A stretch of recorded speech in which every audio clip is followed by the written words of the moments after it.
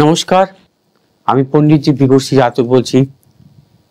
দেবী পক্ষের এই বিশেষ ধারাবাহিক আলোচনায় আজকের পর্বে বলবো দেবী দুর্গা ও তার সন্তানদের সাথে থাকা বাহন নিয়ে।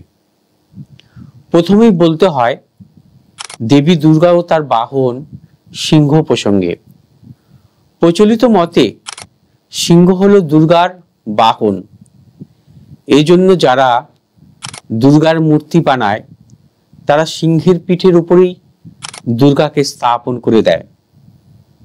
এতে খুব সহজেই বোঝা যায় বা মনে করা হয় যে সিংহই দুর্গাকে বহন করে নিয়ে এসেছে, কিন্তু বাস্তব ব্যাপার তা নয়। সিংহ হিংস্র, আক্রমণাত্মক। সিংহ শৌর্যের প্রতীক। এসব গুণ দুর্গার মধ্যেও দেখা যায়। আবার সিংহের গর্জনকে দুর্গার ধ্বনি মনে করা হয়, যার সামনে সংসারের সমস্ত আওয়াজ দুর্বল হয়ে যায়।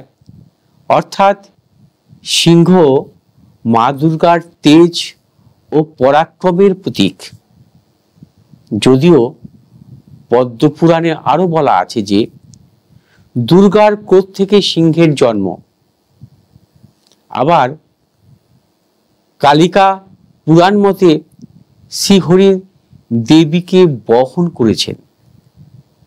শ্রীহরি শব্দের এক অর্থ সিংহ। আবার শ্রী শ্রী চণ্ডীতে উল্লেখ আছে গিরিরাজ হিমালয় দেবীকে সিংহ দান করেন। শিব পুরাণ বলে ব্রহ্মা সিংহকে বাহন রূপে সিংহ দান করেছেন। উদ্দেশ্য ছিল শুম্ভ নিশুম্ভকে বধ। অসীম শক্তিশালী সিংহের কাছে আমাদের শিক্ষা নিতে হবে আত্মসমর্পণের। কারণ সে এত শক্তিশালী হয়েও দেবীর পদতলে নিত্য শরণাগত। দেবীর পর তার সন্তানদের বাহন প্রসঙ্গে আমি আসি। গণেশের বাহন মূষিক। সংস্কৃত শব্দ মূষ থেকে মূষিক শব্দের উৎপত্তি। মূষ শব্দের অর্থ লুট বা চুরি করা, যার সাথে জড়িয়ে আছে লোভ বা ক্ষুদ্র স্বার্থ। ইঁদুরের উপর গণেশের বিরাজ করার অর্থ তিনি লোভ বা স্বার্থকে পরাজিত করেছেন এবং জনকল্যাণই তার লক্ষ্য। আবার অন্য একটি অর্থে গণেশকে বিশ্বাস করা হয় সিদ্ধিদাতা হিসেবে, এবং গণেশের সাথে থাকে ইঁদুর। সিদ্ধি মানে সফলতা, ও পৃথিবীর এমন কোনো সফল ব্যক্তি নেই যাকে নানা রকম বাধা বিপত্তি ও ষড়যন্ত্রের জাল ছিন্ন করে এগিয়ে যেতে হয়েছে, এবং যাকে নানা রকম সমস্যা থেকেও কিন্তু এগিয়ে যেতে হয়েছে। পৃথিবীর সব প্রাণীকেই আটকানো গেলেও ইঁদুরকে কেউ আটকাতে পারে না। ইঁদুর জাল কেটে বের হয়ে যায়।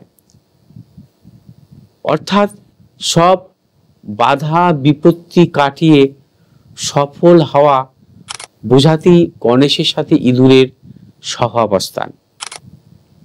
কথিত আছে ভগবান বিষ্ণু কার্তিককে ময়ূর উপহার দেন। কার্তিকের সাধক ক্ষমতা দেখে নারায়ণ তাকে এই বাহন দেন। ময়ূর অতি চতুর এবং শক্তিশালী একটি পাখি, যা কার্তিকের শৌর্য এবং বীরত্বকে প্রকাশ করে। শুধু তাই নয়, কার্তিক হলো যুবক, যোদ্ধা ও সৌন্দর্যের প্রতীক।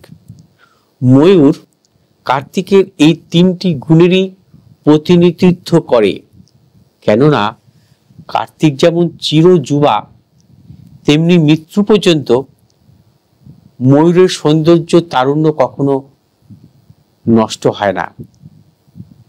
হাঁস পবিত্রতা এবং জিজ্ঞাসার প্রতীক, তাই জ্ঞানের দেবী সরস্বতীর সবচেয়ে উপযুক্ত বাহন হচ্ছে হাঁস।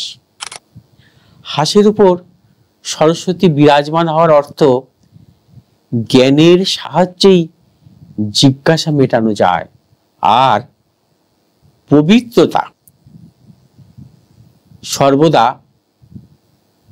বিরাজমান হওয়ার অর্থ জ্ঞানের সাহায্যেই জিজ্ঞাসা মেটানো যেমন যায়, আর পবিত্রতা বজায় রাখা যায়, আবার হংস অমরত্বর প্রতীক। মা লক্ষ্মী ধনসম্পত্তির দেবী, তার বাহন হচ্ছে পেঁচা। পেঁচা ধন সম্পত্তির প্রতীক। যুগ যুগ ধরে পেঁচা কৃষকের বন্ধু।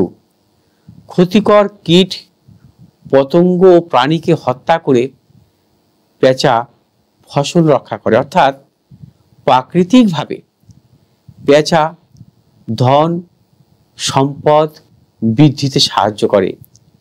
মা লক্ষ্মীর বাহন হিসেবে পেঁচা যথেষ্ট তাৎপর্যপূর্ণ। আবার পেঁচা রাতের কঠিন অন্ধকারও দেখতে পায়। অন্ধকার হলো বিপদ আপদের প্রতীক। এই বিপদ অনায়াসে জয় করে পেঁচা, তাই সে মা লক্ষ্মীর বাহন।